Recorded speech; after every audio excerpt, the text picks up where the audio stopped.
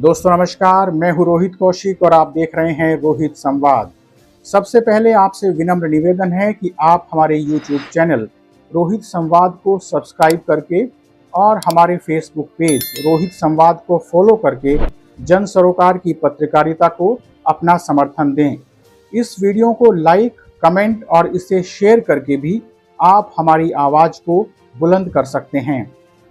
कोलकाता के RG Kar medical college में एक ट्रेनी महिला डॉक्टर से रेप की घटना के बाद महाराष्ट्र के ठाणे जिले के बदलापुर में निजी स्कूल में 2 बच्चियों से यौन शोषण की घटना सामने आई है।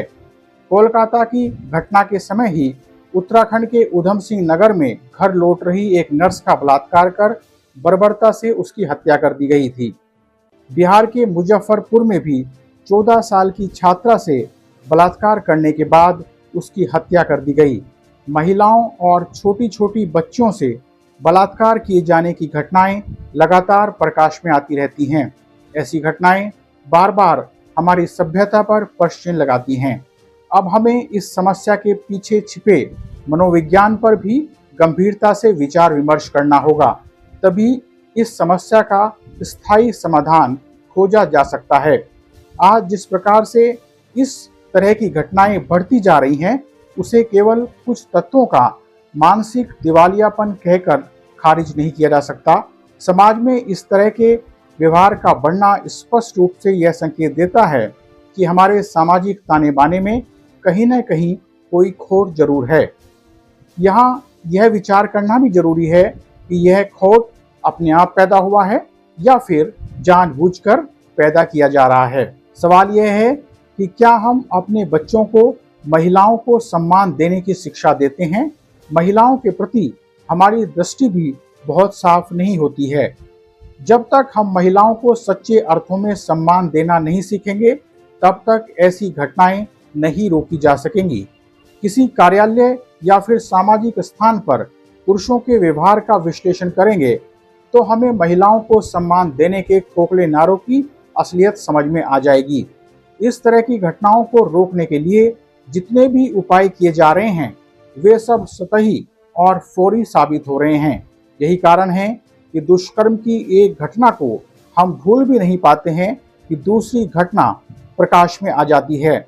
यह सब तो तब है जब ऐसी घटनाओं के विरोध में जनता सड़कों पर आ जाती है, लेकिन जनता का गुस्सा, सरकार की कोशिश और कानून का डर भी दुष्कर्मियों के नापाक हौसलों को पस्त नहीं कर पा रहा है। ऐसी घटनाओं के बाद जनता मांग करती है कि दुष्कर्मियों को जल्दी से जल्दी फांसी दी जाए। क्या फांसी के डर से ऐसी घटनाएं वास्तव में कम हो जाएंगी? क्या फांसी के डर से ऐसी घटनाएं वास्तव में रोकी जा सकेंगी? हमें यह समझना चाहिए कि वासना का आवेग किसी भी तरह के डर को बहाकर ले जाता है। इस आवेग के सामने सभी तरह के डर बौने साबित होते हैं। वासना जब दिलो दिमाग पर छाती है तो हम सही और गलत का फर्क भूल जाते हैं। हमें सबसे पहले यह विचार करना होगा कि वासना को कैसे नियंत्रित किया जाए। आज हम इस तरह के मुद्दों पर विचार ही नहीं कर रहे हैं। अगर कोई इन मुद्दों पर बात करता है तो उसे प्रगतिशीलता का विरोधी मान लिया जाता है। आज कुछ बाजारवादी शक्तियां समाज की वासना को जानबूझकर भड़काने का प्रयास कर रही हैं।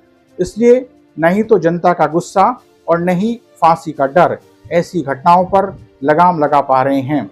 आज कुछ बुद्धिजीवी नैतिकता और प्रगतिशीलता को विरोधाभासी प्रक्रिया सिद्ध करने में लगे हुए हैं, जबकि प्रगतिशील होने का अर्थ नैतिकता खो देना नहीं है।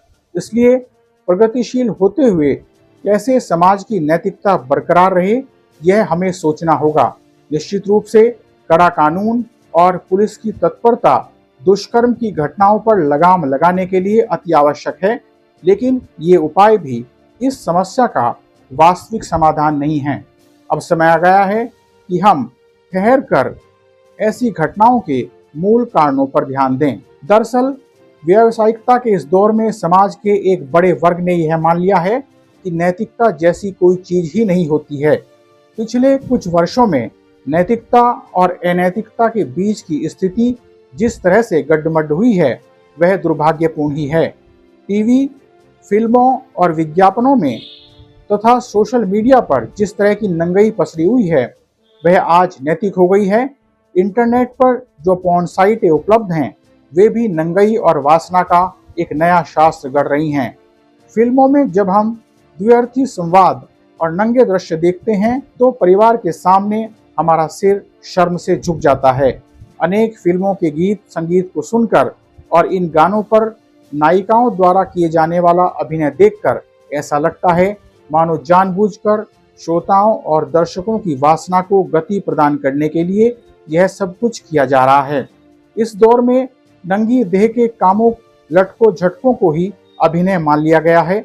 यह विडंबना ही है कि ऐसी स्थिति में भी सेंसर बोर्ड एक गहरी नींद सो रहा है। सेंसर बोर्ड में नहीं तो इतना कर्तव्य बोध बचा है कि वह अभिनय और जनता की वासना को उभारने की साजिश के बीच कोई अंतर कर सके और न ही इतनी सामाजिक जिम्मेदारी कि वह समाज को स्वच्छ और सुदृढ़ मनोरंजन प्रदान करने का कर्तव्य समझ सके। क्या दुष्कर्म के खिलाफ सड़कों पर उतरी जनता ने सरकार और सेंसर बोर्ड से इस नंगई को रोकने की मांग की है?